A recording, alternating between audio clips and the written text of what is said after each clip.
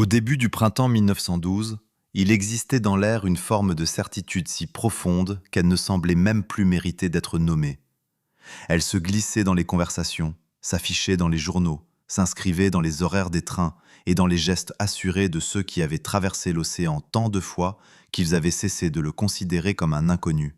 Le monde édouardien avançait avec une confiance tranquille, presque silencieuse, soutenue par l'industrie, les empires et l'idée rassurante que le progrès, une fois acquis, ne pouvait que continuer.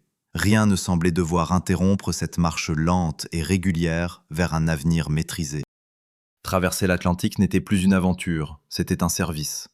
Les navires partaient à l'heure, arrivaient à l'heure, transportant passagers, courriers et ambitions d'un continent à l'autre avec une régularité qui transformait l'extraordinaire en banal. L'océan, lui, n'avait pas changé. Il demeurait vaste, froid, indifférent. Mais les hommes, eux, avaient changé leur manière de le regarder. Ils avaient appris à croire que l'expérience et la technologie pouvaient contenir l'imprévisible, que les dangers anciens avaient été domestiqués, rangés quelque part dans le passé. Dans cet univers de confiance, la White Star Line avait compris quelque chose d'essentiel. Il ne s'agissait plus de battre des records de vitesse, mais d'offrir une expérience stable, élégante, rassurante. Le luxe et la fiabilité avaient remplacé l'audace comme critère de prestige. Et c'est ainsi que le Titanic avait été conçu, non pas comme un défi lancé à l'océan, mais comme une affirmation tranquille de la supériorité humaine sur lui. Il n'était pas seulement un navire, il était une promesse, une déclaration d'ordre et de maîtrise. À Southampton, où le Titanic attendait son départ, cette certitude se manifestait dans les gestes les plus ordinaires. Les dockers travaillaient sans précipitation, chargeant les caisses, alimentant les soutes en charbon, triant le courrier avec une efficacité presque mécanique. Le navire lui-même, malgré sa taille impressionnante, ne semblait pas exiger l'attention. Il était là, immense, certes, mais intégré au paysage comme un bâtiment parmi d'autres, une structure fonctionnelle plutôt qu'un miracle. Les passagers arrivaient progressivement, certains seuls, d'autres en petits groupes, portant leurs bagages avec la simplicité de ceux qui ne s'attendent pas à être transformés par le voyage. Beaucoup avaient déjà traversé l'Atlantique, d'autres suivaient des itinéraires établis par des agences ou des entreprises. Personne n'avait le sentiment de participer à un moment historique. Ils embarquaient pour un trajet, pas pour une histoire. À bord, tout reposait sur la répétition. Les officiers vérifiaient leurs listes, les ingénieurs contrôlaient les systèmes, les stewards mémorisaient les cabines et les noms. Chaque homme connaissait son rôle, et c'était précisément cette connaissance qui garantissait le bon déroulement du voyage. Il n'y avait pas besoin d'inspiration, seulement de constance. Faire ce qui avait déjà été fait, encore et encore, avec précision. Le capitaine Edward John Smith incarnait cette stabilité. À 62 ans, après une vie passée en mer, il n'avait plus rien à prouver. On l'appelait le capitaine des millionnaires, non pour son ambition, mais pour sa capacité à inspirer le calme. Sa présence à bord du Titanic n'avait rien d'exceptionnel. Elle était logique, presque attendue. Ce voyage devait être l'aboutissement paisible d'une carrière sans heurts. Non loin de lui, Thomas Andrews parcourait le navire avec un regard différent. Là où les autres voyaient un système fonctionnel, lui voyait une œuvre encore en dialogue avec la réalité. Chaque cloison, chaque compartiment, chaque détail technique portait sa signature. Il n'était pas inquiet, mais attentif, comme un artisan observant son travail confronté au monde. Et puis il y avait J. Bruce Ismay, représentant de la White Star Line, dont la présence n'était pas une surveillance, mais un symbole. Il incarnait la confiance de la compagnie, la certitude que ce navire était prêt, pleinement achevé, digne de sa réputation. Rien ici n'était expérimental, tout était considéré comme maîtrisé. Autour d'eux, la société du Titanic prenait forme. Les passagers de première classe apportaient avec eux leurs habitudes de confort, leurs attentes façonnées par les grands hôtels. Ceux de seconde classe incarnaient une respectabilité discrète, faite de professions solides et d'ambitions mesurées. Et en troisième classe, des familles entières portaient leurs espoirs vers un nouveau monde, leurs possessions réduites, mais leurs rêves immenses. Ces mondes coexistaient sans se mêler véritablement. L'architecture du navire elle-même imposait les frontières. Couloirs, escaliers, salons, tout guidait chacun vers sa place. Cela n'était pas perçu comme une injustice, mais comme un ordre naturel. Chacun savait où il appartenait, et cette connaissance renforçait la stabilité de l'ensemble. À mesure que le jour du départ approchait, personne ne parlait de danger. L'Atlantique Nord en avril était froid, bien sûr, et la présence de glace n'était pas inconnue. Mais ces éléments faisaient partie du paysage, intégrés dans les calculs, dans l'expérience accumulée. Le sans-fil permettait désormais d'échanger des informations. Les risques semblaient gérables, contenus. Le mot insubmersible circulait parfois, non comme une affirmation absolue, mais comme une manière de résumer les avancées techniques du navire. Les compartiments étanches donnaient l'impression que même en cas de problème, tout resterait localisé. Cette idée ne suscitait pas de témérité, mais une forme de sérénité. Elle rassurait sans provoquer d'excès. Et cette sensation de contrôle ne se limitait pas à la mécanique. Elle s'étendait à la vie elle-même. Le monde semblait organisé, prévisible, structuré par des systèmes éprouvés. Les catastrophes appartenaient à d'autres temps, à d'autres lieux. Ici, tout fonctionnait. La veille du départ, le Titanic reposait dans le calme du port. Ses lumières brillaient doucement le long des ponts. À l'intérieur, les derniers préparatifs se déroulaient sans tension. Les lits étaient faits, les salles à manger prêtes, les cuisines en ordre. Rien dans l'air ne suggérait une rupture imminente. Si quelque chose se faisait sentir, c'était une attente douce, semblable à celle d'un long voyage en train. Dans la ville, la vie continuait sans interruption. Des familles dînaient, des lettres étaient écrites, des conversations se tenaient sans conscience de leur insignifiance future. Le navire était là, mais son importance restait invisible. C'est ainsi que commencent souvent les événements les plus vastes, non par des signes ou des avertissements, mais par une normalité si complète qu'elle en devient imperceptible. Le Titanic ne quittait pas un monde incertain, il quittait un monde sûr de lui. Et dans cette certitude partagée, quelque chose de fragile s'installait sans être vu. Non pas une erreur, ni une négligence, mais une habitude profonde de croire que demain ressemblerait à aujourd'hui, que les systèmes tiendraient, que l'expérience suffirait. Lorsque les dernières formalités furent achevées et que le navire fut prêt à appareiller, rien ne pressait. Tout était en ordre. L'équipage était prêt, les passagers étaient prêts. L'océan, immense et silencieux, attendait comme il l'avait toujours fait. Mais ce qui comptait réellement, en cette nuit tranquille, ce n'était pas ce que les hommes savaient, c'était ce qu'ils ne remettaient plus en question. Et avec ces certitudes solidement ancrées, le Titanic se préparait à partir, emportant avec lui non seulement des vies, mais une vision du monde elle-même. Bien avant que ces ponts ne s'illuminent dans la nuit de Southampton, bien avant que ces passagers n'y déposent leurs valises et leurs attentes, le Titanic avait commencé ailleurs, dans un espace où le bruit du métal dominait toute autre forme de vie. Il n'était pas né d'un rêve soudain, mais d'une réponse calculée, presque inévitable, à une époque en mouvement. À l'aube du XXe siècle, l'Atlantique Nord n'était pas seulement une étendue d'eau, il était une artère vitale reliant deux mondes, un couloir où circulaient capitaux, idées, espoirs et identités entières en transit. Chaque année, des millions de personnes le traversaient. Des hommes d'affaires en quête d'opportunités, des familles quittant tout derrière elles, des lettres chargées de nouvelles qui franchissaient l'océan avec une régularité presque rassurante. Les compagnies maritimes ne transportaient pas seulement des passagers, elles transportaient du prestige. Chaque navire était une déclaration flottante, une affirmation de puissance industrielle et de vision.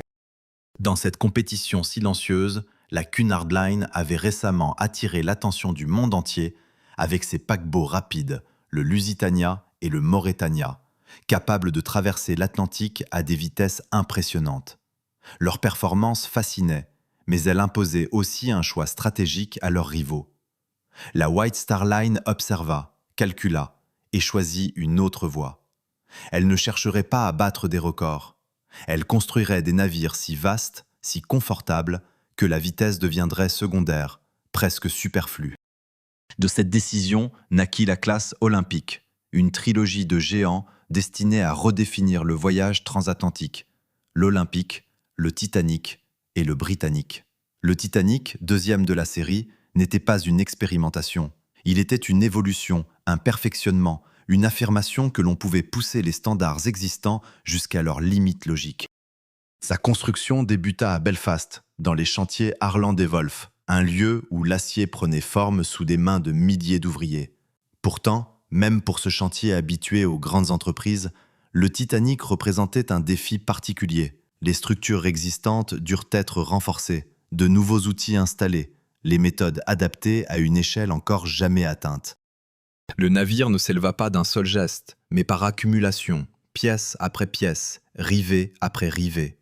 Des équipes entières se consacraient à des tâches spécifiques. Certains posaient les plaques d'acier, d'autres assemblaient les structures internes, d'autres encore installaient les réseaux électriques ou les systèmes de plomberie. Aucun individu ne voyait l'ensemble. Le Titanic était une œuvre collective, fragmentée, dont la cohérence n'existait que dans les plans et les calculs. De l'extérieur, sa silhouette impressionnait immédiatement. Plus de 260 mètres de long, une coque massive, 4 cheminées dominant l'horizon. Il incarnait la puissance. Mais sa véritable ambition ne résidait pas dans sa taille visible. Elle se cachait dans ses entrailles, dans les systèmes invisibles censés garantir sécurité et stabilité. Le cœur de cette promesse reposait sur ses compartiments étanches. 16 sections séparées par des cloisons robustes, chacune équipée de portes pouvant être fermées depuis la passerelle. En théorie, le navire pouvait rester à flot même si plusieurs compartiments étaient inondés. Cette innovation était réelle, avancée et largement mise en avant. Elle ne rendait pas le Titanic invulnérable, mais elle renforçait l'idée qu'il appartenait à une nouvelle génération de navires capables de résister à l'imprévu. Mais ces calculs, aussi précis soient-ils, reposaient sur une hypothèse implicite. Les dommages seraient localisés. Les collisions passées avaient rarement affecté plusieurs sections à la fois. L'expérience définissait les limites de l'imagination, et ce qui n'avait pas encore été observé n'était pas considéré comme probable. Les moteurs du Titanic reflétaient cette même philosophie. Plutôt que de chercher une puissance extrême, ils combinaient des technologies éprouvées, 2 machines alternatives à vapeur et une turbine basse pression. Ce système hybride offrait un équilibre entre efficacité et fiabilité. À bord, la nouveauté n'était pas recherchée pour elle-même, elle devait servir la stabilité. Mais cette stabilité avait un coût. Chaque jour, des centaines de tonnes de charbon devaient être brûlées pour alimenter les chaudières. Dans les profondeurs du navire, loin des regards, des équipes de chauffeurs travaillaient sans relâche, jetant le combustible dans les fournaises dans une chaleur étouffante. Leur travail, invisible pour les passagers, était pourtant le moteur réel du voyage. Au-dessus de ces espaces mécaniques, le Titanic se transformait peu à peu en quelque chose d'autre.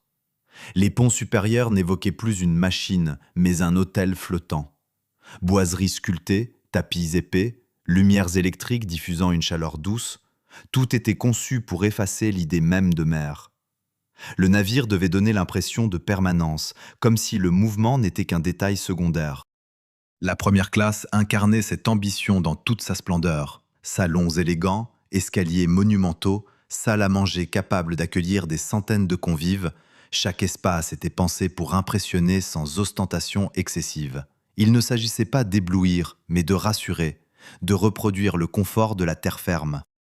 La seconde classe, plus modeste, n'en restait pas moins remarquable. Elle offrait un niveau de confort supérieur à celui de nombreuses premières classes d'anciens navires. Quant à la troisième classe, elle bénéficiait d'améliorations notables. Ventilation, propreté, organisation. La White Star Line tenait à offrir des conditions dignes, même aux passagers les plus modestes, non seulement par souci humanitaire, mais aussi par stratégie commerciale. Tout, dans le Titanic, reflétait une organisation minutieuse. Les espaces étaient séparés, les fonctions définies, les flux de circulation contrôlés. Rien n'était laissé au hasard. Le navire était conçu comme un système complet, où chaque élément trouvait sa place dans un équilibre global.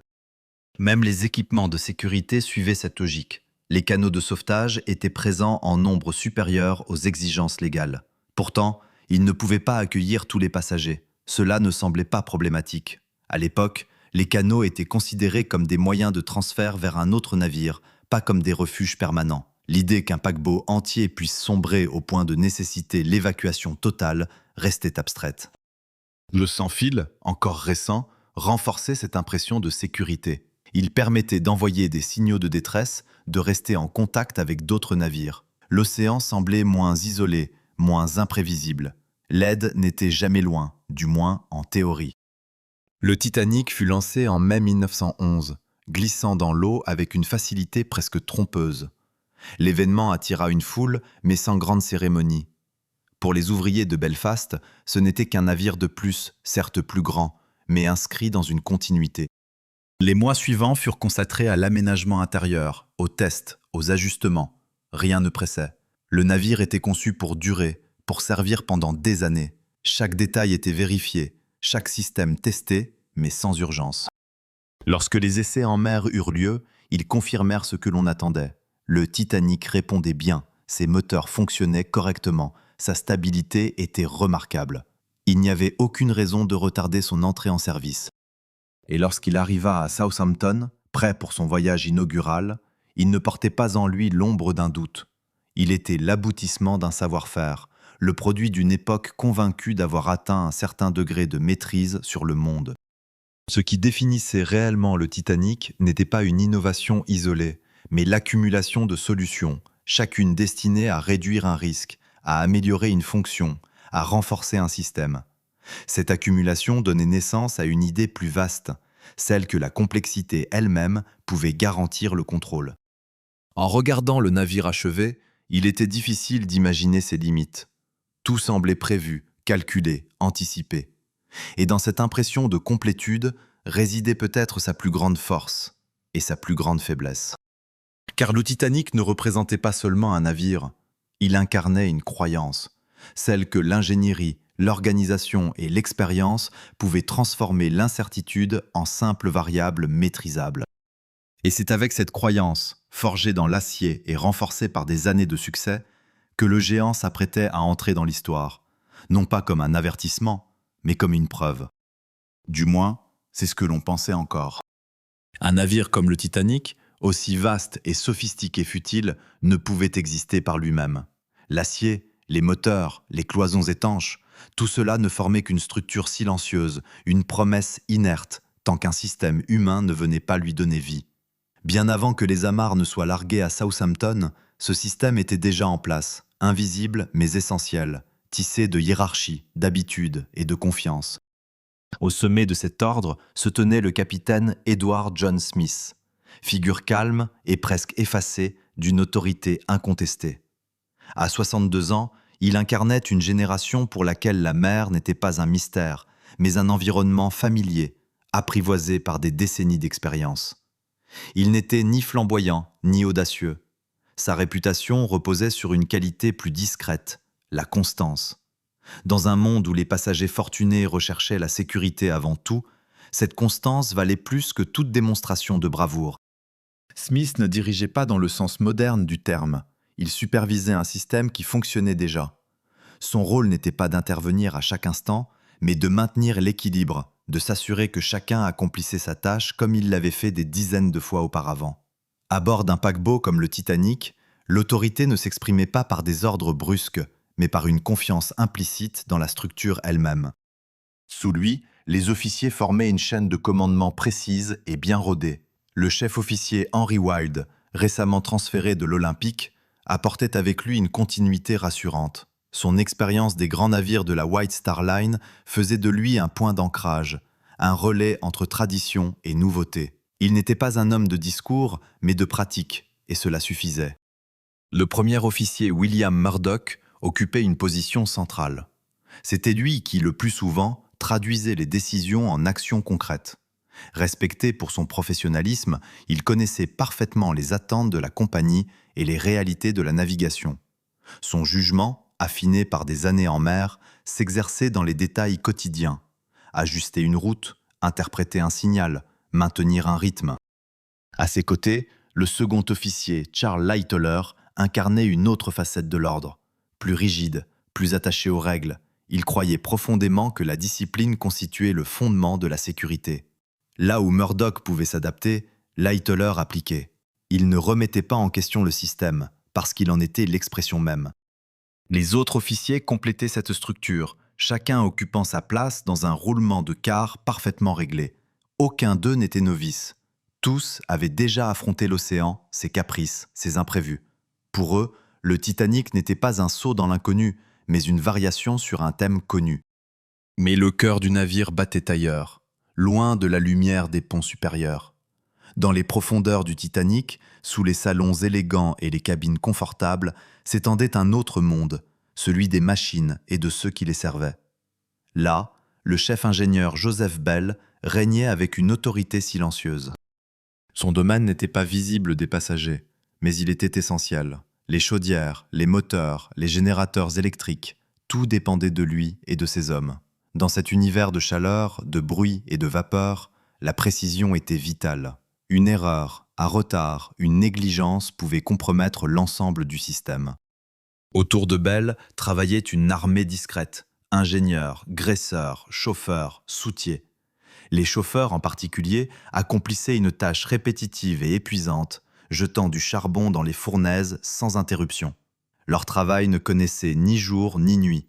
Il était rythmé par les besoins constants du navire, par la demande insatiable de vapeur. Les soutiers, eux, déplaçaient le charbon dans les soutes, alimentant les zones où il était nécessaire. Ils travaillaient dans des espaces étroits, sombres, respirant une poussière qui s'infiltrait partout. Peu de passagers savaient qu'ils existaient. Moins encore comprenaient leur importance. Parallèlement à cette hiérarchie technique, une autre structure s'organisait, celle du service.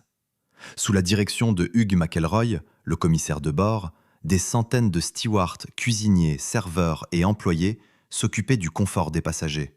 Leur mission n'était pas seulement fonctionnelle, mais presque invisible, anticipée. Chaque classe avait ses propres standards, ses propres attentes. En première classe, le service devait être impeccable, discret, presque imperceptible. En seconde classe, il devait être efficace. Ces équipes évoluaient dans des espaces séparés, empruntant des couloirs et des escaliers invisibles pour les passagers. Le Titanic fonctionnait comme une ville compartimentée, où chaque groupe occupait un territoire défini avec ses propres règles et ses propres rythmes. Au milieu de cette organisation se trouvait Thomas Andrews, figure à part. Ni officier, ni simple passager, il observait. Il parcourait le navire avec une attention particulière, notant les détails, ajustant mentalement les équations entre théorie et réalité. Son regard ne cherchait pas à remettre en cause, mais à comprendre.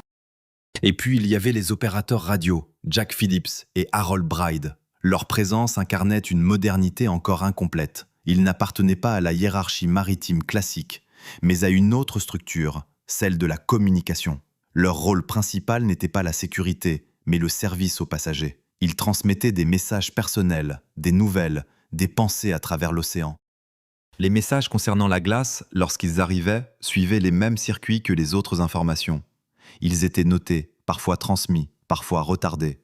Il n'existait pas encore de système centralisé pour les analyser ou les hiérarchiser. L'information circulait, mais elle ne se transformait pas toujours en décision. Ce qui unissait tous ces hommes, au-delà de leurs fonctions, c'était une confiance partagée. Chacun croyait que, s'il accomplissait correctement sa tâche, l'ensemble fonctionnerait. Cette croyance n'était pas naïve. Elle reposait sur des années d'expérience, sur des traversées réussies, sur des systèmes qui avaient fait leurs preuves. Les urgences, lorsqu'elles étaient envisagées, restaient dans des limites connues. Un incendie, une panne mécanique, une collision mineure. Les exercices existaient, mais ils restaient formels. On savait où se trouvaient les canaux, comment les mettre à l'eau, mais peu avaient pratiqué dans des conditions réelles. Ce n'était pas de la négligence, c'était une question de proportion. Pourquoi se préparer intensivement à un scénario jugé improbable ? Pourquoi perturber un système qui fonctionne pour anticiper un événement qui n'est jamais survenu à cette échelle ? Ainsi, chacun occupait sa place dans une mécanique humaine aussi précise que les moteurs eux-mêmes. Les décisions descendaient, les actions suivaient, et les questions restaient rares. Non par peur, mais parce que la structure avait toujours suffi. Sur la passerelle, l'écart se succédait sans heurts. Les ordres étaient donnés calmement, exécutés sans discussion. Dans les entrailles du navire, les machines continuaient leur travail inlassable. Dans les salons, le service se déroulait avec une fluidité parfaite. Tout semblait fonctionner. Et c'était précisément là que résidait la force du Titanic, dans cette harmonie silencieuse entre l'homme et la machine, entre l'habitude et la confiance. Mais cette harmonie portait en elle une limite invisible, car aucun de ces hommes, aussi compétents soient-ils, n'avait été formé à imaginer l'impossible. Aucun n'était chargé de penser à ce qui n'était jamais arrivé. Et ainsi, tandis que le Titanic s'apprêtait à quitter le port, ce système humain, solide, expérimenté, parfaitement ordonné, se mit en place avec la certitude tranquille que tout se déroulerait comme prévu. Comme cela avait toujours été le cas. Lorsque le Titanic se préparait à prendre la mer, il ne transportait pas seulement des passagers d'un continent à un autre. Il emportait avec lui un monde entier, soigneusement organisé, structurée selon des lignes invisibles mais puissantes, façonnées par les habitudes sociales de son époque. À bord, la traversée ne serait pas vécue de la même manière par tous. Elle serait filtrée, modelée, définie par la place que chacun occupait dans une hiérarchie que personne ne remettait véritablement en question. La liste des passagers ressemblait à une carte du monde de 1912. Les fortunes y côtoyaient les ambitions, les certitudes établies rencontraient les espoirs fragiles. Pourtant, malgré la diversité des origines et des intentions, une idée commune reliait tous ceux qui embarquaient. Le voyage serait ordinaire. Il s'inscrirait dans une continuité rassurante, un déplacement maîtrisé d'un point à un autre. En première classe, cette certitude prenait la forme du confort. Les passagers y vivaient dans un environnement conçu pour effacer toute trace d'effort ou d'incertitude.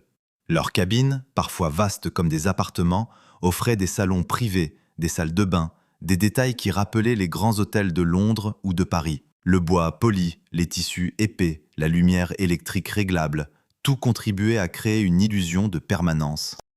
Les journées s'y déroulaient avec une lenteur choisie. On se levait sans contrainte, on prenait le petit déjeuner à son rythme, on se promenait sur les ponts vitrés où l'air frais n'était qu'un agrément, jamais une contrainte. Les repas étaient des cérémonies discrètes, codifiées sans rigidité excessive. Chaque geste, chaque service participait à un équilibre subtil entre formalité et aisance. Le grand escalier, pièce maîtresse du navire, n'était pas seulement un moyen de circuler. Il était un lieu de représentation. On y apparaissait, on y croisait des regards, on y affirmait sans mots son appartenance à un certain monde. Les conversations y restaient mesurées, les voix basses, les mouvements contrôlés. Rien ne devait troubler l'harmonie. En seconde classe, le voyage prenait une autre tonalité. Moins opulent, mais tout aussi structuré, il offrait un confort réel à ceux qui n'attendaient pas le luxe, mais la dignité. Les cabines, plus modestes, étaient propres, fonctionnelles, bien organisées. Les passagers, enseignants, ingénieurs, commerçants, familles, formaient un groupe uni par une certaine stabilité sociale. Leur quotidien était plus rythmé. Les horaires des repas étaient fixes, les espaces communs partagés avec plus de proximité. Pourtant, rien ne semblait contraignant. Au contraire, beaucoup trouvaient dans cette organisation une forme de sécurité. Le Titanic représentait pour eux un progrès tangible, une amélioration par rapport au voyage précédent. Mais c'est en troisième classe que le navire révélait une autre réalité. Là, les passagers n'étaient pas des voyageurs de passage, mais souvent des vies en transition. Ils venaient de villages, de villes, de pays entiers qu'ils laissaient derrière eux. Leur destination n'était pas seulement géographique, elle était existentielle. Les cabines étaient simples, souvent partagées, organisées selon des règles strictes. Hommes seuls, femmes seules, famille. Chacun avait son espace défini. Les installations étaient communes, la vie collective inévitable. Et pourtant, malgré cette simplicité, le Titanic offrait à ses passagers des conditions meilleures que celles de nombreux navires précédents. Les repas y étaient animés, parfois bruyants, mais ce qui séparait ces classes n'était pas seulement le confort, c'était l'accès. Le navire lui-même imposait des frontières, des portes, des escaliers, des couloirs dirigeaient les passagers vers leurs espaces respectifs. Ces divisions n'étaient pas perçues comme des barrières, mais comme une organisation naturelle. Les membres d'équipage veillaient à maintenir cet ordre. Ils guidaient les passagers avec politesse, mais fermeté. Chacun savait où il devait être, et cette connaissance contribuait à une forme de stabilité collective. L'ordre social terrestre se prolongeait en mer, intact, incontesté. Cette organisation influençait aussi les attentes. En première classe, on s'attendait à être informé avec discrétion si quelque chose d'inhabituel se produisait. En seconde classe, on attendait des instructions claires. En troisième classe, on suivait ce qui était dit sans nécessairement en comprendre toutes les raisons. Les interactions entre classes restaient limitées. Les ponts pouvaient être partagés à certains moments, mais les habitudes maintenaient les distances. On ne mélangeait pas les mondes, non par hostilité, mais par logique sociale. Chacun évoluait dans un espace qui lui semblait naturel. À mesure que le départ approchait, les émotions variaient, mais jamais autour de la peur du voyage. En première classe, on ressentait une curiosité élégante, un plaisir anticipé. En seconde classe, une satisfaction tranquille. En troisième classe, une tension différente, tournée vers l'avenir plutôt que vers la traversée elle-même. Les adieux, eux aussi, reflétaient ces différences. Sur les quais, les familles se séparaient. En première classe, Les au revoir étaient mesurés, parfois formels. En troisième classe, ils pouvaient être chargés d'émotions, lourds de ce qui ne serait peut-être jamais retrouvé. Et pourtant, malgré ces contrastes, une chose unissait tous les passagers, la confiance. Le Titanic, par sa taille, son apparence, sa réputation, inspirait une sécurité presque instinctive. Être à bord d'un tel navire donnait l'impression d'être protégé, enveloppé par quelque chose de plus grand que soi. Cette perception était essentielle. Lorsqu'un système semble vaste et organisé, il est réduit le besoin de questionner. Les passagers ne cherchaient pas à comprendre les détails techniques. Ils faisaient confiance à ceux qui les avaient conçus et à ceux qui les faisaient fonctionner. Même les petits désagréments étaient interprétés avec indulgence. Un retard, une légère secousse, un changement d'horaire, tout cela appartenait à la normalité.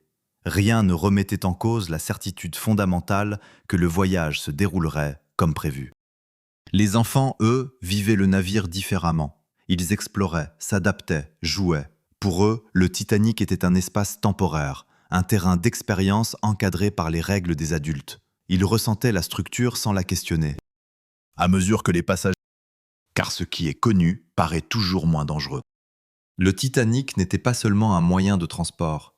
Il était un monde en soi, avec ses règles, ses frontières, ses habitudes.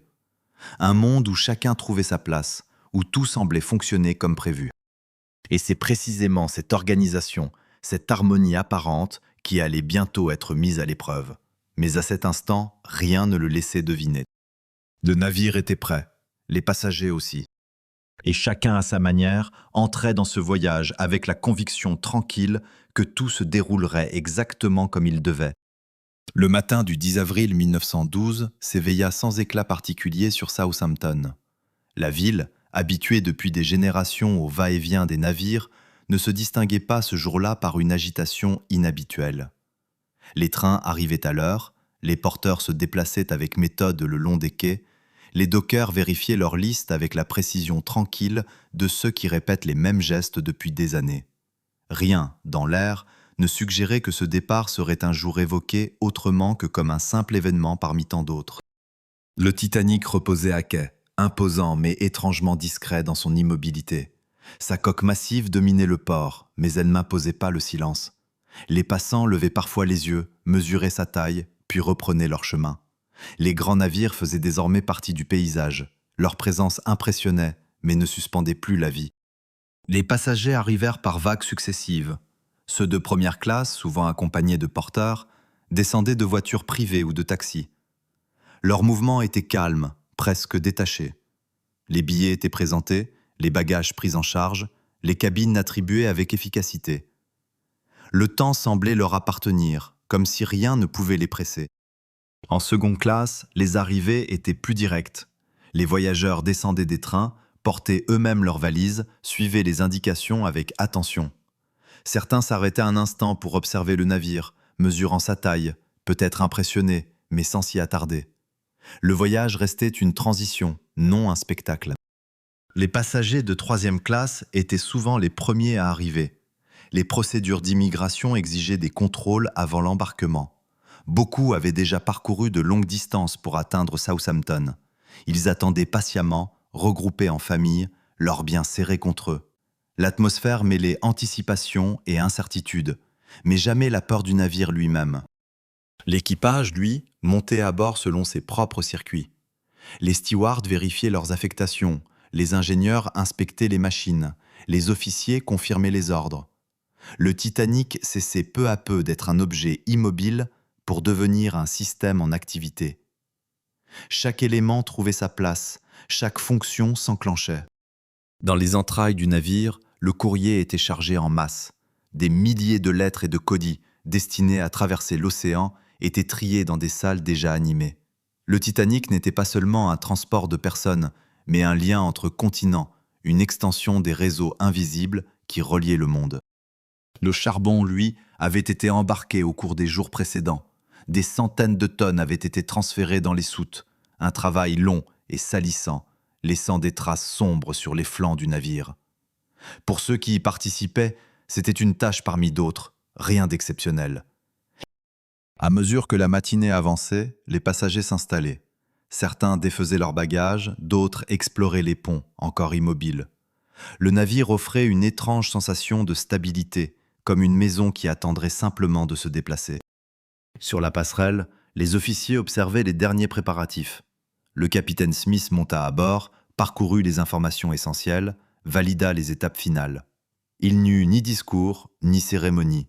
L'autorité s'exprimait dans le silence de la préparation, non dans la mise en scène. À midi, le moment du départ arriva presque sans annonce. Les amarres furent larguées, les remorqueurs se positionnèrent, et lentement, le Titanic commença à bouger. Le mouvement était si progressif qu'il semblait à peine perceptible. Pourtant, une masse de cette taille ne se déplaçait jamais sans conséquence. Alors que le navire avançait, l'eau qu'il déplaçait exerça une force sur les bâtiments voisins. Le New York, amarré à proximité, se mit à osciller. Ses amarres, soumises à une tension croissante, cédèrent brusquement. Le navire dériva, attiré vers le Titanic comme par une force invisible. Pendant un instant, l'attention se concentra. Les remorqueurs réagirent immédiatement. Les machines du Titanic furent stoppées. Des ordres furent donnés avec précision. La situation, bien que soudaine, resta maîtrisée. Le New York fut retenu à temps, évitant de justesse une collision. Ce moment, bref mais intense, ne fut pas interprété comme un avertissement. Il fut classé dans la catégorie des incidents mineurs, des imprévus techniques inhérents aux ports encombrés. Le départ fut simplement retardé, puis repris. Le Titanic poursuivit sa progression, quittant lentement le quai, glissant vers les eaux ouvertes. Sur les rives, certains observaient, d'autres agitaient la main, d'autres encore restaient indifférents. Le son grave des sirènes résonna, marquant le départ sans emphase. Une fois dégagé du port, le navire s'engagea vers la Manche. Les moteurs trouvèrent leur rythme, les vibrations s'installèrent, régulières et rassurantes. Le voyage avait commencé. À bord, la transition fut presque imperceptible. Le déjeuner fut servi, les passagers continuèrent leurs activités. Le mouvement du navire, atténué par sa taille, rendait la mer presque abstraite. Pour beaucoup, l'océan n'était qu'une présence lointaine, une idée plus qu'une réalité. En fin de journée, le Titanic atteignit Cherbourg. Trop grand pour accoster directement, il resta au large pendant que des navettes transportaient passagers et courriers. L'opération, bien organisée, se déroula sans incident. De nouveaux passagers montèrent à bord, ajoutant à la diversité sociale du navire. La nuit venue, le Titanic reprit sa route. La Manche s'ouvrait devant lui, puis l'Atlantique. La transition entre ces espaces ne fut marquée par aucun moment précis. Le monde connu s'éloignait sans rupture. Le lendemain, le navire atteignit Queenstown, en Irlande, dernière escale avant la traversée complète. Là encore, des passagers embarquèrent, principalement en 3e classe. Certains descendirent, leur trajet déjà achevé. Pour les autres, le voyage prenait une nouvelle dimension. Lorsque le Titanic quitta Queenstown, une frontière invisible fut franchie. Il n'y aurait plus de terre avant l'Amérique. Pourtant, rien ne changea vraiment dans l'atmosphère.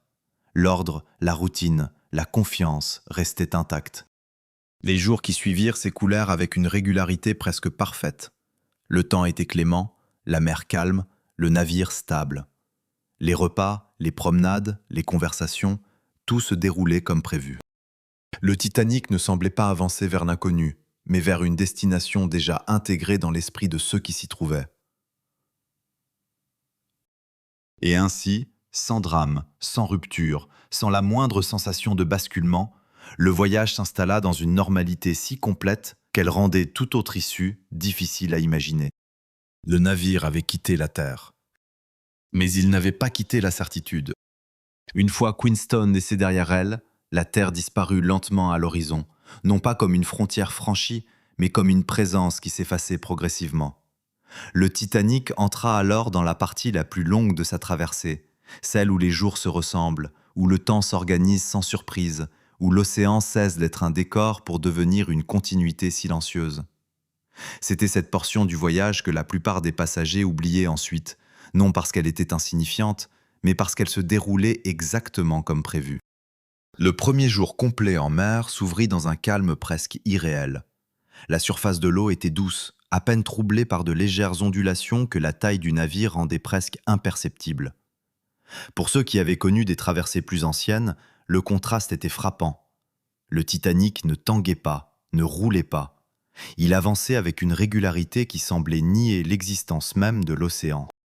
Très vite, des habitudes s'installèrent. Dans les couloirs, les stewards se déplaçaient avec une discrétion étudiée, frappant doucement aux portes, remettant de l'ordre, renouvelant l'eau des lavabos. Leur présence était constante mais presque invisible. Ils formaient le tissu silencieux du quotidien, celui qui rendait le confort possible sans jamais s'imposer.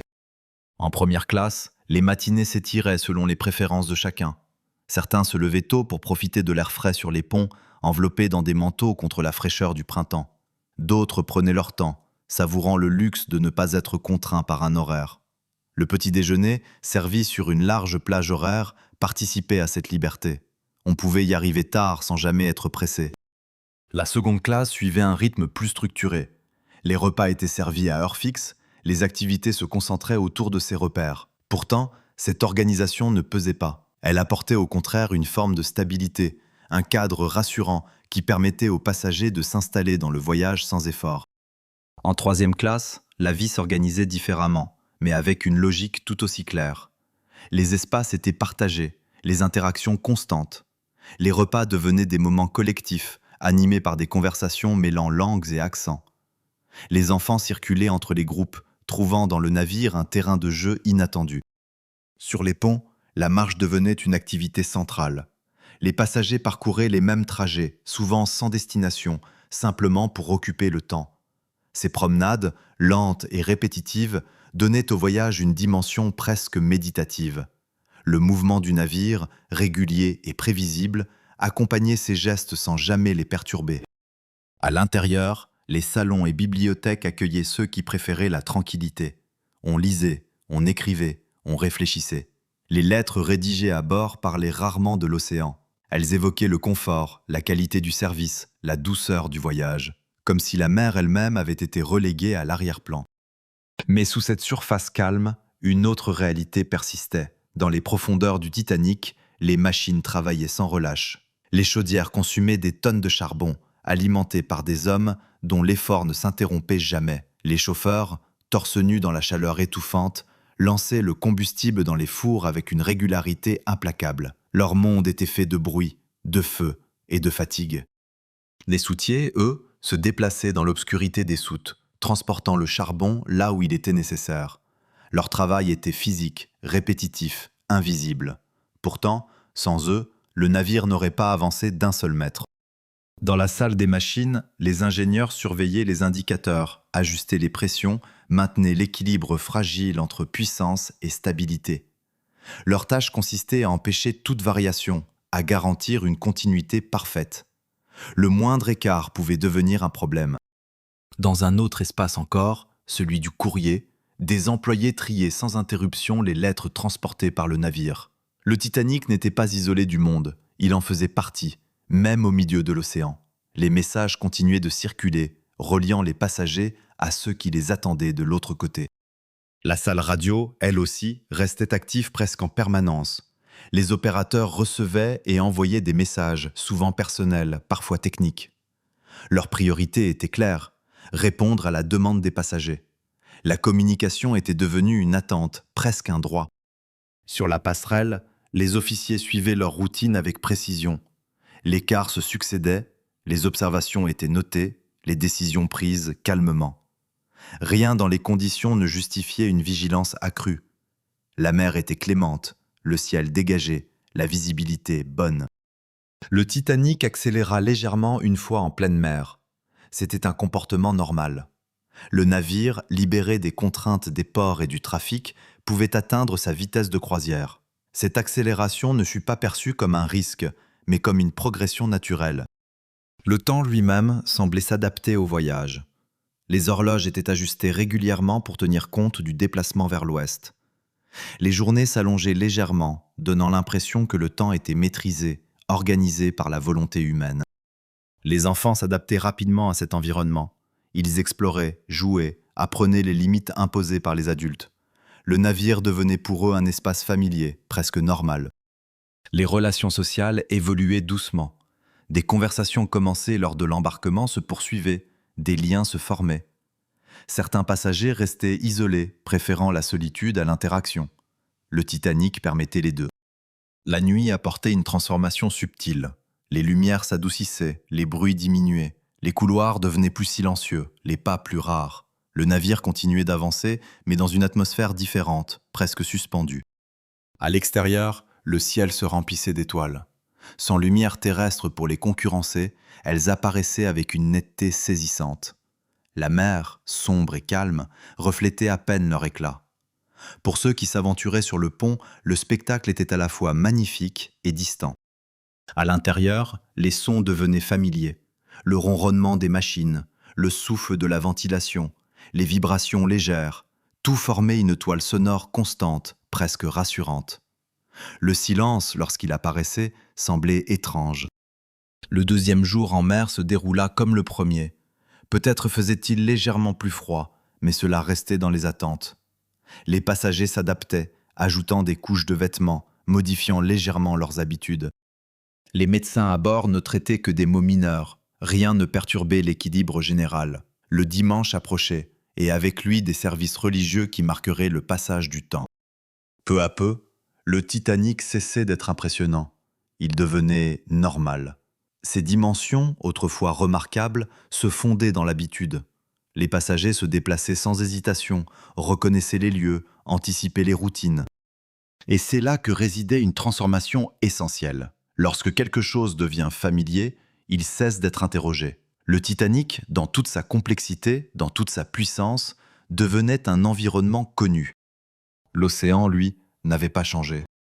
Mais il était désormais invisible dans l'expérience quotidienne. Et ainsi, porté par la répétition, soutenu par la régularité, le navire avançait vers l'ouest, enveloppé dans une illusion subtile, celle que rien ne pouvait interrompre, ce rythme parfaitement établi. À mesure que le Titanic avançait vers l'ouest, l'océan reprenait, sans le montrer, son rôle le plus ancien. Il cessait d'être une simple surface à traverser pour redevenir un espace vivant, traversé de forces lentes, invisibles, indifférentes aux horaires humains. Pour ceux qui connaissaient la mer depuis longtemps, le mois d'avril n'était pas neutre. Il portait avec lui une réalité saisonnière que l'on ne pouvait ignorer, celle de la glace. Depuis des côtes du Groenland, des masses anciennes se détachaient lentement, portées par les courants vers le sud. Elles dérivaient sans direction apparente, se fragmentant, se dispersant à travers des routes maritimes de plus en plus fréquentées. Ce phénomène n'avait rien d'exceptionnel. Il appartenait à l'ordre des choses, connu des capitaines, noté sur les cartes, intégré dans les habitudes. Le danger n'était pas inconnu, il était simplement considéré comme gérable. Les avertissements arrivaient sous forme de messages transmis par le système sans fil. Des navires croisés à distance signalaient la présence de champs de glace, de blocs isolés, de zones à éviter. Chaque message représentait une observation ponctuelle, une photographie d'un instant dans un espace en constante évolution. Pris isolément, ces rapports ne semblaient pas alarmants. Ensemble, ils dessinaient une réalité plus complexe, mais cette réalité n'était pas centralisée. Elle n'était pas interprétée dans son ensemble.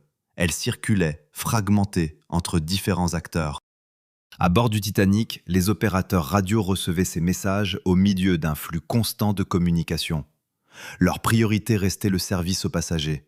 Les télégrammes privés, les messages commerciaux, les confirmations de réception, tout cela formait une masse d'informations à traiter sans interruption. Des rapports de glace étaient notés, parfois transmis à la passerelle, parfois laissés en attente, non par négligence, mais parce qu'aucune procédure claire ne définissait leur urgence relative. Le sans-fil était encore une technologie récente, intégrée sans avoir encore transformé en profondeur les pratiques existantes. Sur la passerelle, les officiers recevaient les informations disponibles, les intégraient dans leur compréhension du voyage.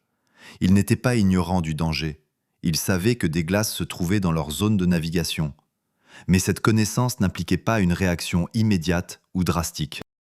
Depuis des décennies, les navires traversaient ces eaux. Les capitaines ajustaient leur route, maintenaient une vigilance accrue et poursuivaient leur chemin. La présence de glace n'était pas une anomalie, c'était une variable. Le Titanic suivait une route établie, choisie pour son efficacité et sa fréquentation. Dévier significativement aurait nécessité une justification claire, une preuve que le danger dépassait les attentes normales. Or, les messages reçus, bien que nombreux, restaient dans le cadre de ce qui avait déjà été rencontré par le passé. Cependant, quelque chose changeait, de manière subtile. Les rapports indiquaient que la glace se trouvait plus au sud que d'habitude. Cette information était notée, mais elle ne produisait pas encore d'urgence.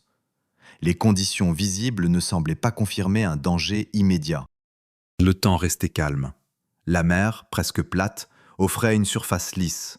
La visibilité était bonne, le navire avançait sans difficulté. Pour les passagers, rien ne transparaissait. Les salons restaient animés, les repas servis avec précision, les promenades continuaient. La réalité de l'océan demeurait extérieure à leur expérience. Mais pour les marins, certains détails commençaient à se remarquer. L'air devenait plus froid, d'une manière plus nette, plus tranchante. Ce changement, imperceptible pour beaucoup, portait une signification particulière. Le froid, en mer, pouvait être un indicateur. Pourtant, un seul signe ne suffisait pas à transformer une routine. La mer elle-même présentait une particularité. Elle était d'un calme inhabituel.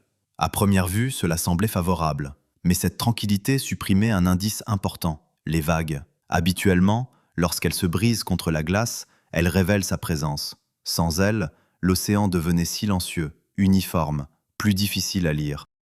Ce détail, bien que connu, ne déclencha pas de réaction immédiate. Il s'ajouta simplement à l'ensemble des observations sans en modifier l'équilibre. Sur le pont, les guetteurs continuaient leur travail. Leur rôle reposait entièrement sur la vue. Aucun instrument ne pouvait remplacer leurs yeux. Dans la lumière du jour, cette tâche était exigeante mais réalisable. La nuit, elle devenait une discipline en soi. À mesure que le samedi se transformait en dimanche, les messages concernant la glace se multiplièrent. Certains mentionnaient des zones étendues, d'autres des icebergs isolés. Aucun ne donnait une image complète. Et c'est là que résidait la difficulté. L'information existait, mais elle était dispersée. Personne n'était chargé de la rassembler, de la synthétiser en une conclusion claire. Le système fonctionnait comme il avait toujours fonctionné, et c'était précisément le problème. Le capitaine Smith était informé des conditions. Il avait déjà pris une décision, ajuster légèrement la route vers le sud. C'était une réponse mesurée, conforme aux pratiques établies. Elle témoignait d'une prise en compte des risques sans pour autant modifier profondément la trajectoire. La vitesse, elle, resta inchangée. Dans l'esprit des officiers, cela ne constituait pas une imprudence. Au contraire, dans des conditions de visibilité jugées bonnes, maintenir une vitesse élevée permettait de traverser rapidement les zones potentiellement dangereuses. Ralentir pouvait compliquer la manœuvre, réduire la capacité de réaction. Ces choix étaient cohérents avec l'expérience accumulée. Ils n'étaient pas le fruit d'une témérité, mais d'une logique éprouvée. Et pourtant, les conditions évoluaient. Le froid devenait plus mordant. Le ciel restait clair. La mer, toujours calme, se transformait en une surface presque miroir. La nuit, surtout, allait amplifier ses effets. Les passagers, eux, ne percevaient rien de tout cela. Le Titanic continuait d'être un espace clos, chaud, lumineux, organisé. Le monde extérieur ne pénétrait pas dans leur quotidien. Dans la salle radio, les messages continuaient d'affluer. Certains avertissements importants furent reçus à des moments où les opérateurs étaient occupés à traiter des communications privées. Ils furent notés, mais pas immédiatement transmis. Ce délai, minime en apparence, participait à une accumulation silencieuse. C'est souvent ainsi que des systèmes échouent, non pas par une erreur unique, mais par une série de petites décisions cohérentes prises dans un contexte qui change imperceptiblement. Sur la passerelle, les officiers poursuivaient leur veille. Rien dans ce qu'ils voyaient ne contredisait leurs attentes. L'horizon restait dégagé, la navigation stable. Le Titanic avançait avec assurance. Mais cette assurance reposait sur une lecture du monde qui, sans être fausse, devenait incomplète. Les avertissements existaient. Ils avaient été entendus. Ils avaient été compris. Mais ils n'avaient pas encore été ressentis. Et tant qu'un danger n'est pas ressenti, il reste abstrait. Ainsi, alors que le navire s'approchait lentement d'une zone où les marges se réduisaient, rien ne semblait exiger un changement immédiat. Tout continuait de fonctionner. Le système tenait. Et c'était précisément pour cette raison qu'il ne changeait pas. Le dimanche 14 avril se leva sur le Titanic comme les jours précédents, sans signe distinctif, sans rupture dans le rythme installé depuis le départ. Il n'y eut ni tension dans l'air, ni événement annonciateur. La journée s'ouvrit simplement, comme une page que l'on tourne sans y prêter attention, avec cette même continuité rassurante qui avait fini par définir le voyage lui-même. Le matin apporta un froid plus vif, perceptible dès les premières heures. Ceux qui s'aventurèrent sur les ponts ressentirent cette différence immédiatement. L'air était plus tranchant, plus sec, comme s'il venait de plus loin, de régions que le navire ne voyait pas encore mais approchait déjà. Pourtant, cette fraîcheur ne fut pas interprétée comme un avertissement. Elle s'inscrivait dans les attentes d'une traversée en avril, dans ces latitudes où le printemps n'adoucissait pas encore totalement la mer. Le ciel était d'une clarté remarquable. Aucun nuage ne venait troubler l'étendue bleue, et la mer, fidèle au jour précédent, restait calme, presque immobile. Cette combinaison, rare mais pas exceptionnelle, donnait au paysage une qualité presque irréelle. Le Titanic avançait dans un monde où tout semblait stable, figé dans une perfection silencieuse. À bord, les routines dominicales s'installèrent sans difficulté. En première classe, les passagers prirent leur petit déjeuner avec la même élégance détendue que les jours précédents. Les conversations glissaient d'un sujet à l'autre, évoquant les projets à New York, les rencontres à venir, les impressions laissées par le navire. Rien ne suggérait une inquiétude, ni même une curiosité particulière pour les conditions extérieures. En seconde classe, la journée suivait un rythme similaire, plus structuré, mais tout aussi serein. Les passagers appréciaient la régularité du voyage, sa douceur inattendue. Beaucoup avaient connu des traversées plus difficiles. Le Titanic, à leurs yeux, représentait une amélioration évidente, presque un progrès tangible. En troisième classe, le dimanche apportait une variation légère, une atmosphère différente. Les familles restaient plus longtemps ensemble, les activités ralentissaient. Les enfants jouaient dans les espaces disponibles, leur voix résonnant dans des zones où la vie collective était constante. Les préoccupations restaient tournées vers l'avenir, vers ce qui attendait de l'autre côté de l'océan. Des services religieux furent organisés, marquant la journée d'une tonalité particulière. Dans les salons, les passagers qui le souhaitaient se rassemblèrent pour prier, chanter, écouter. Ces moments n'étaient pas empreints d'inquiétude, mais de tradition. Ils inscrivaient la traversée dans une continuité culturelle, comme si même au milieu de l'océan, les habitudes terrestres devaient être respectées. Le reste de la journée se déroula dans une familiarité désormais complète. On écrivait des lettres, on lisait, on marchait sur les ponts. Les conversations se prolongeaient, les relations se développaient. Le Titanic était devenu un espace connu, maîtrisé. Son immensité n'impressionnait plus, elle rassurait. Et pourtant, à l'extérieur de cette normalité, les conditions continuaient d'évoluer. La température poursuivait sa chute. À mesure que le navire progressait vers l'ouest, l'air devenait plus froid, plus dense. Certains membres d'équipage le remarquèrent avec une attention particulière. Pour eux, ces variations n'étaient pas seulement météorologiques, elles pouvaient être des indices. Mais ces indices restaient isolés. La mer, toujours calme, ne fournissait aucun signal visuel, aucun ressac contre des blocs de glace, aucun bruit caractéristique. L'absence de vent renforçait cette illusion de tranquillité. Le monde semblait figé, silencieux, presque irréel dans sa perfection. Dans la salle radio, l'activité ne diminuait pas. Les messages continuaient d'arriver, certains mentionnant la présence de glace plus importante que prévu. Ces informations furent reçues, notées, parfois transmises. Mais elles ne modifièrent pas le rythme général.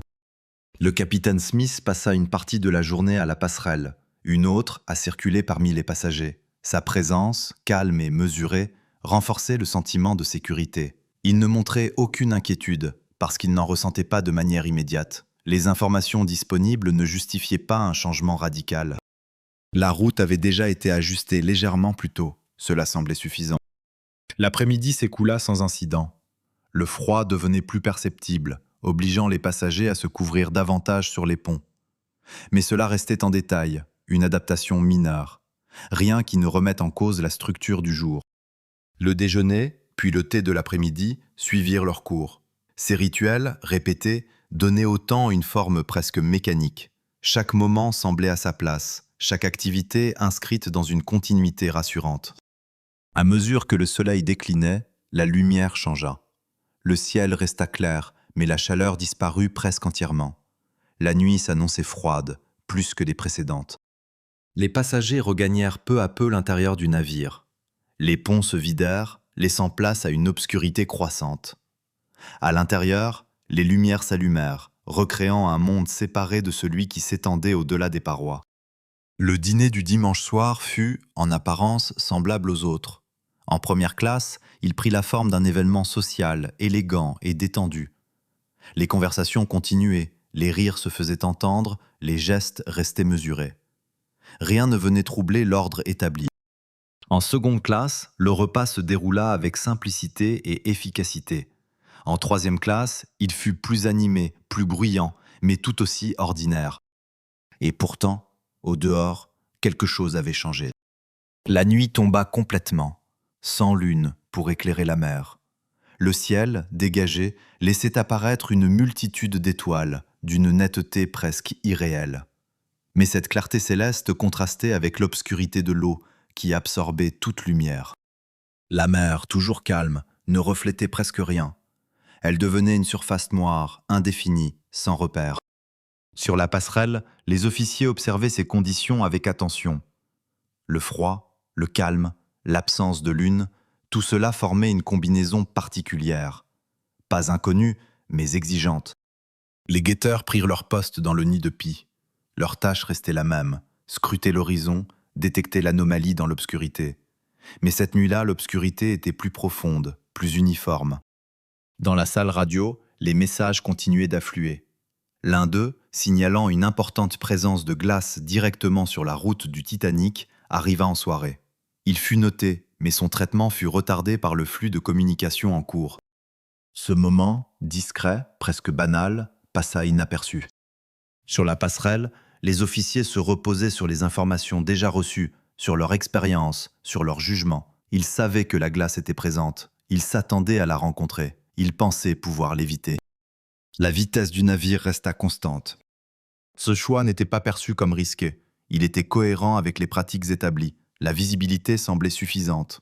La mer calme, bien que trompeuse, ne suggérait pas un danger immédiat.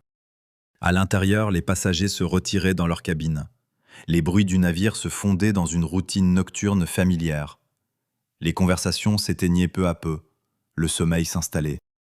La plupart ne savaient rien des conditions extérieures, et ceux qui les connaissaient ne les percevaient pas encore comme exceptionnelles. Ainsi s'acheva ce dimanche.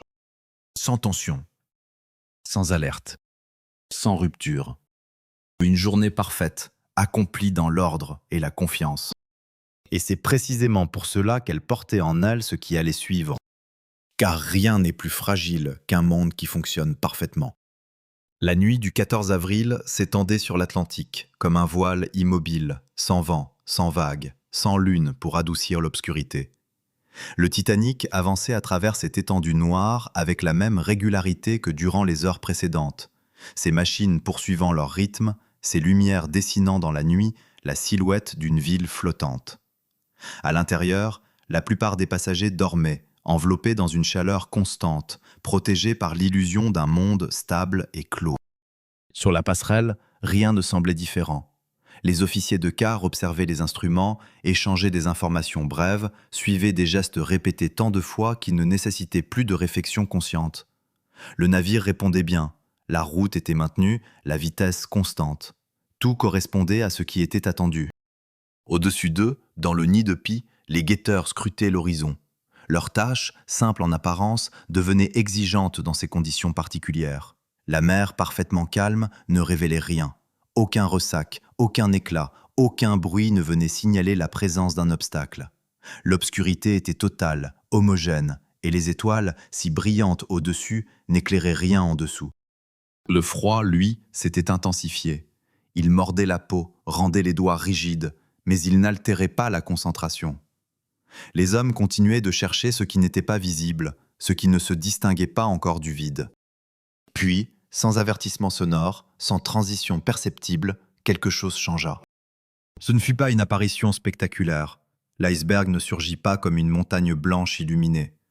Il se révéla d'abord comme une absence, une forme plus sombre que l'obscurité environnante, une rupture dans la continuité du noir. Une présence indistincte, difficile à définir, mais immédiatement perçue comme étrangère. Le temps, à cet instant, sembla se contracter. L'information descendit de la vigie vers la passerelle avec une urgence maîtrisée. Les mots furent simples, précis, dépourvus d'émotion. Un iceberg droit devant.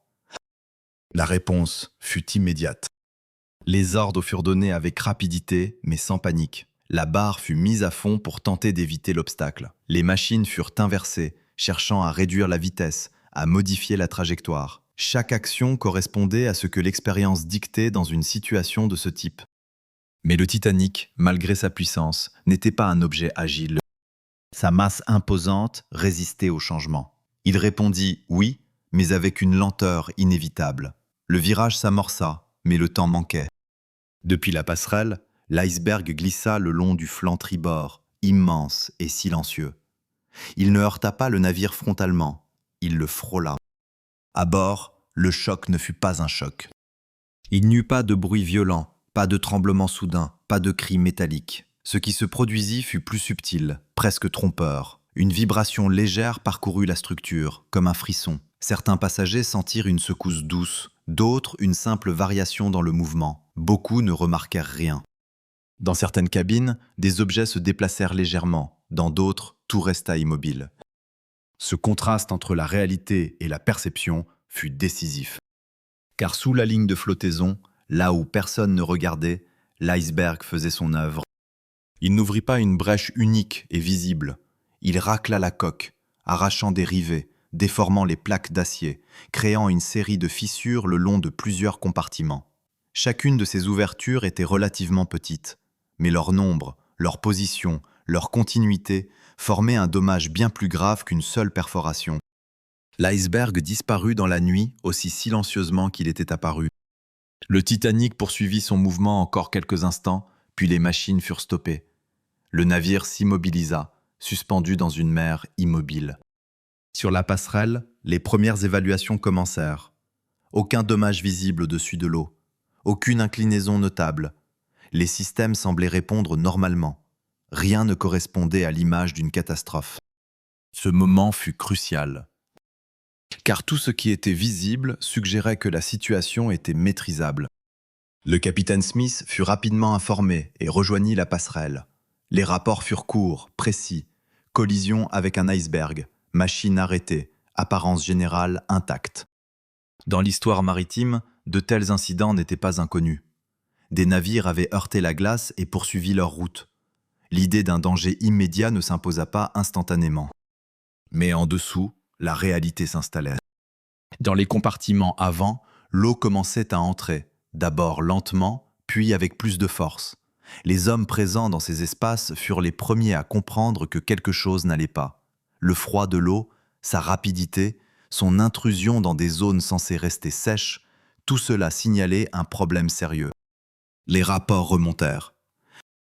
Les portes étanches furent activées depuis la passerelle, se fermant comme prévu, isolant les compartiments.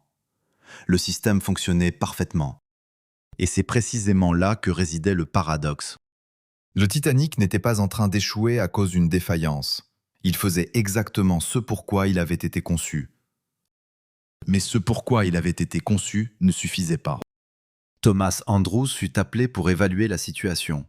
Il descendit dans le navire, examinant les zones touchées, recueillant les informations, observant les niveaux d'eau. Son approche était méthodique, presque détachée. Il ne cherchait pas à interpréter, il calculait. Et les chiffres, silencieux mais implacables, racontaient une histoire différente de celle perçue à la surface. Plusieurs compartiments étaient déjà affectés, trop nombreux. L'eau passait de l'un à l'autre, suivant une logique que les cloisons ne pouvaient plus contenir indéfiniment. Lorsque Andrews revint vers la passerelle, il ne dramatisa pas, il n'y avait pas besoin. Le navire allait couler. Cette conclusion ne produisit pas immédiatement de panique.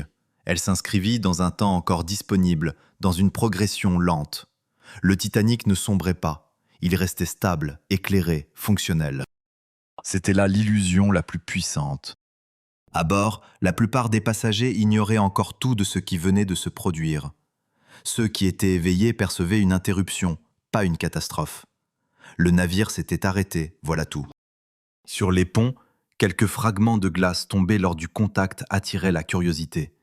On les touchait, on les observait, comme des objets étrangers introduits dans un monde clos.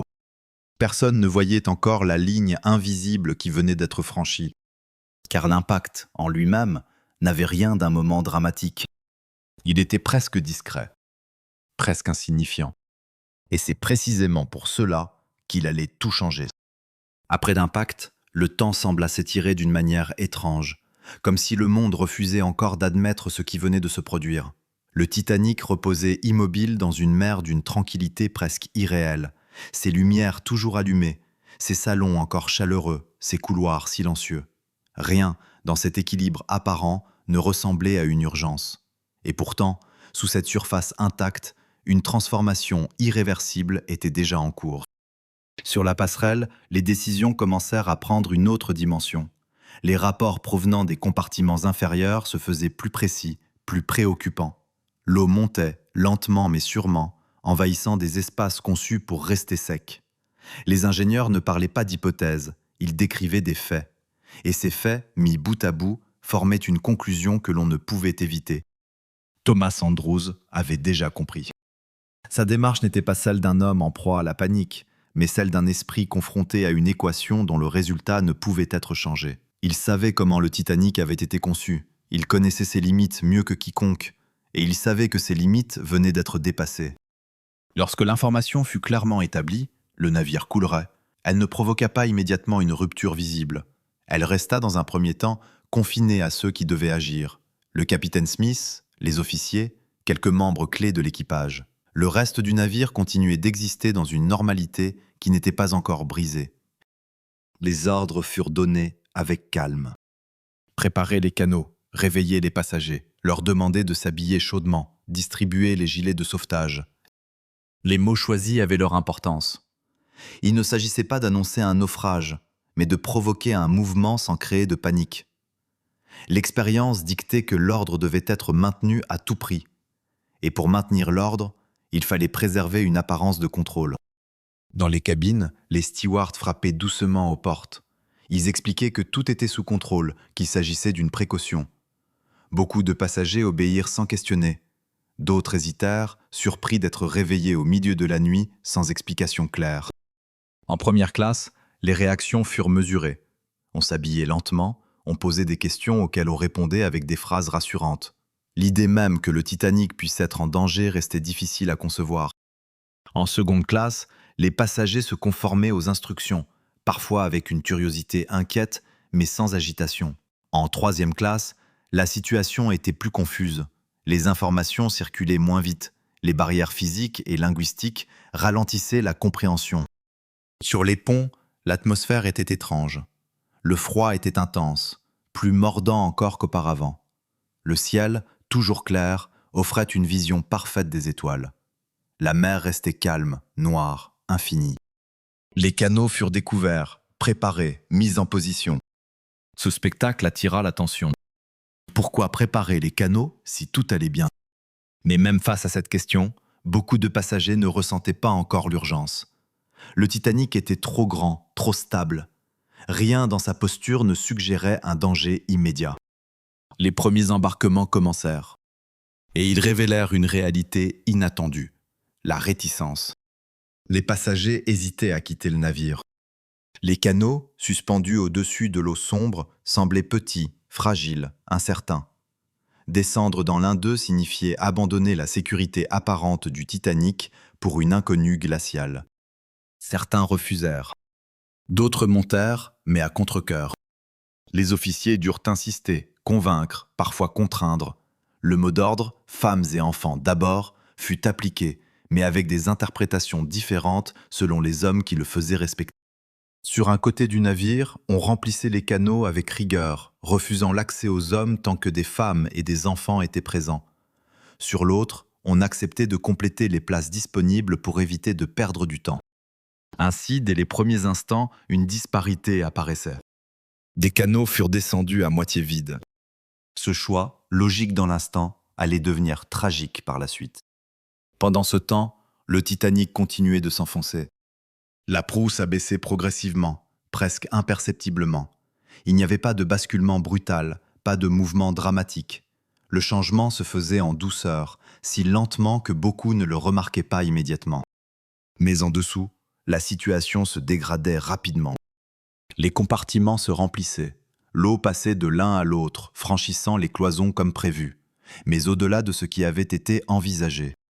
Les pompes fonctionnaient, mais elles ne pouvaient rivaliser avec l'inévitable. Dans les salles des machines, les ingénieurs restaient à leur poste, maintenant les systèmes en fonctionnement aussi longtemps que possible. Grâce à eux, le navire conservait sa lumière, sa chaleur, son apparence de normalité. Et cette normalité retardait la compréhension. Les passagers continuaient d'arriver sur les ponts. Certains commençaient à percevoir que quelque chose n'allait pas.